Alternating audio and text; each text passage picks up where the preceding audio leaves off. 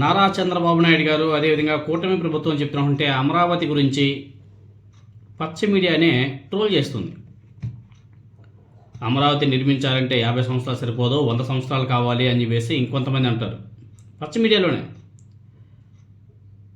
హైదరాబాద్ లాగా అమరావతి ఆ రేంజ్కి రావాలంటే కనీసమైనా కానీ 100 సంవత్సరాలు పడుతుంది అని చెప్పేసి ఏబిఎన్ వెంకటకృష్ణ అదేవిధంగా వాళ్ళ మీడియాలో ఉన్నటువంటి ఆస్థాన దిగ్గజాలంతా కూడా మాట్లాడుతున్నారు. దానికి మరి ఏబిఎన్ వెంకటకృష్ణ 100 సంవత్సరాల అమరావతి ఇప్పుడు హైదరాబాద్ లాగా అవ్వాలంటే 100 సంవత్సరాలు పట్టేట్టుగా ఉంటే 100 సంవత్సరాల తర్వాత హైదరాబాద్ ఇంకా ఎక్కడికో వెళ్ళిపోతుంది కదా, మరి హైదరాబాద్ ఎప్పుడు రీచ్ అవ్వాలా అని చెప్పేసి వెంకటకృష్ణ ప్రశ్నిస్తున్నాడు. కరెక్టే, లాజిక్ పాయింటే కదా, కరెక్టే కదా. కాబట్టి వెంకటకృష్ణ చెప్పింది కూడా కరెక్టే. అదేవిధంగా ఆ పచ్చ మీడియాలో కూర్చొని ఆ 50 సంవత్సరాలు 100 సంవత్సరాలు అని చెప్పేసి చెప్పినటువంటి గఫూర్ గారు కూడా కరెక్ట్గా సమాధానం చెప్పాడు. ఎందుకంటే అమరావతి అనేది అది మన కంటికి కనిపించే ప్రాజెక్ట్ కాదు. మేబీ మన జనరేషన్ కూడా అయిపోతుందేమో, మన జనరేషన్ అయిపోతుందో లేకపోతే ఇంకా ఎన్ని జనరేషన్ చూడాలో ఏమో తెలియదు, కానీ అదేది అయ్యే ప్రాజెక్ట్ కాదు. అది లేకపోతే ఏ విశాఖపట్నానో లేకపోతే ఈ మ్యాబిగన్నో క్యాపిటల్గా పెట్టుకొని అభివృద్ధి చేసుకొని రాష్ట్రానికి ఆదాయం సమకూర్చుకోవాలి, రాష్ట్రానికి తొందరగా రాజధాని అనే పేరుని మనం పర్మనెంట్గా చేసుకోవాలి. అంతేగాని అమరావతి లేని చోట ఏదో ఉంది అని చెప్పేసి భ్రమలు చూపించి ప్రజల్ని మభ్య పెట్టాలని చెప్పేసి చూస్తే మాత్రం ఇదిగో వెంకటకృష్ణ చెప్పినట్టు అయిపోతుంది. ఒకసారి మన వెంకటకృష్ణ ఏం మాట్లాడుతున్నాడో ఒకసారి మీద కూడా వినండి. అంటే అమరావతి హైదరాబాద్ మధ్యనే ఉన్నది పోటీ, దేశంలో ఇంకే నగరము లేదు. అది ఆయన మాటల నుంచి మనం వినేది ఏంటంటే ఈ రెండింటి మధ్యనే పోటీ అనేది. దేశంలో హైదరాబాదే పెద్దదైతే అమరావతి ఇంకా పెద్దది. అఫ్కోర్స్ దానికి రూపం రావాలి కనుక కన్స్ట్రక్షన్స్ అవి చాలా రావాల్సింది, కానీ మాస్టర్ ప్లాన్లు బేస్ చేసుకుని మాట్లాడుతున్నాను నేను. అవును, ఇప్పుడు అమరావతి వరకు వచ్చినప్పుడు హైదరాబాద్ తో పోటీ పడి మనం పోల్చుకోలేము. అమరావతి ఇప్పుడు బడ్డింగ్ స్టేజ్ లో ఉంది. ఇప్పుడు దానికి సంబంధించినటువంటి ఒక రూపురేఖలు ఏర్పడుతున్నాయి. ఇంకొక 100 సంవత్సరాలను పడుతుందండి హైదరాబాద్ తో పోటీ పడే దశకు రావాలంటే. ఈలోపు హైదరాబాద్ ఇంకా ముందుకెళ్ళిపోద్ది కదా, హైదరాబాద్ లాగా అవ్వాలంటే ఒక 50 ఏళ్ళు పడుతుంది, నో డౌట్. అందులో ఇంకొక 100 సంవత్సరాలను పడుతుందండి హైదరాబాద్ తో పోటీ పడే దశకు రావాలంటే. ఇంకొక 100 సంవత్సరాలను పడుతుందండి హైదరాబాద్ తో పోటీ పడే దశకు రావాలంటే. ఈలోపు హైదరాబాద్ ఇంకా ముందుకెళ్ళిపోద్ది కదా. దానికి ఏంటంటే ముందు అమరావతిలో జనవాసం పెరగాలండి. ఇప్పటికీ జనవాసం పెరిగే పరిస్థితి లేదు. రాష్ట్ర ప్రభుత్వం కేంద్రీకరించి దాని మీద శ్రద్ధ తీసుకుని ఇప్పుడు కానీ సిఆర్డిఏ పరిధి పెంచుతూ పోవచ్చు, పెంచడం అనేది మన చేతిలో ఉంది.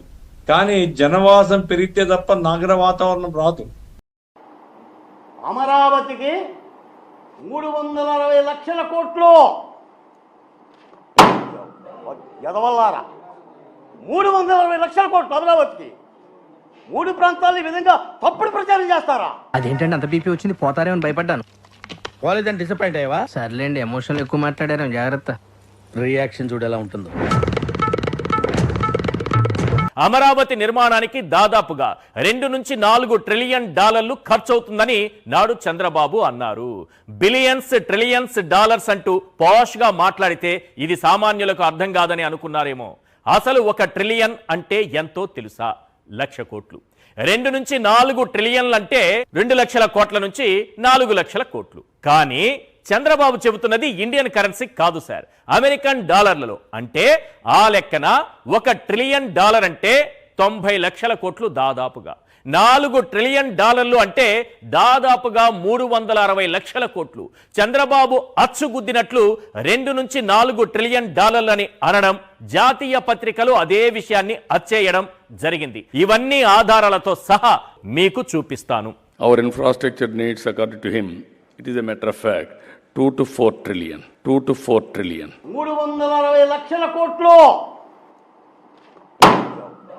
ఎదవల్లారా. అమరావతికి 2 నుంచి 4 ట్రిలియన్ డాలర్ల నిధులు సమీకరించడం పెద్ద కష్టమేమీ కాదని చంద్రబాబు నాయుడు గారు ఆ రోజు చెప్పినటువంటి మాటలు ఆ రోజుటి దినపత్రిక. ఇది 2018 ఆగస్టు 17 నాటి దినపత్రిక sir. Money control Amaravati development needs $2 to $4 trillion investment N Chandrababu Naidu అంటే మా ముఖ్యమంత్రి గారు. First post Amaravati development needs $2 to $4 trillion investment says Andhra Pradesh chief minister Chandrababu Naidu. The financial express 1-2 కాదు సార్, ఆ రోజు జాతీయ స్థాయిలో ప్రతి దినపత్రిక రాసింది. అర్థమైందా? క్వశ్చన్ అయితే ఆన్సర్ ఎలా ఉంటది? రాజకీయ మర్చిపోతున్నారు తెలుగుదేశం పార్టీ, అదేవిధంగా కూటమి ప్రభుత్వం. జనసంఖ్య పెరిగితే కానీ అది నగరంగా రూపాంతరం చెందదు.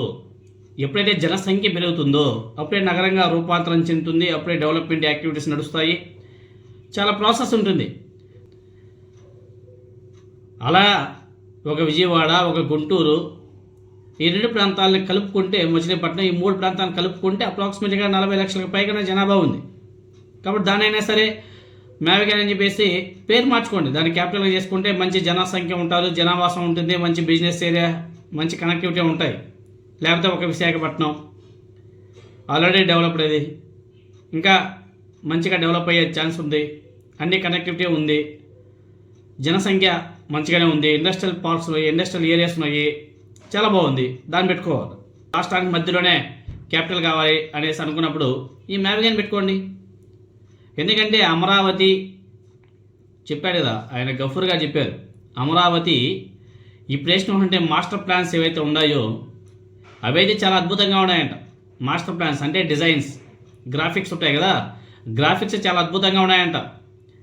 కానీ ఒరిజినల్గా ఏమున్నాయి అంటే ఎత్తిపోతల పథకం మాత్రం ఉంది అక్కడ. నెక్స్ట్ మళ్ళీ వర్షాకాలం స్టార్ట్ అవుతుంది, ఇంకో నెల పోతే వర్షాకాలం స్టార్ట్ అవుతుంది. తర్వాత పరిస్థితి ఎలా ఉంటుంది?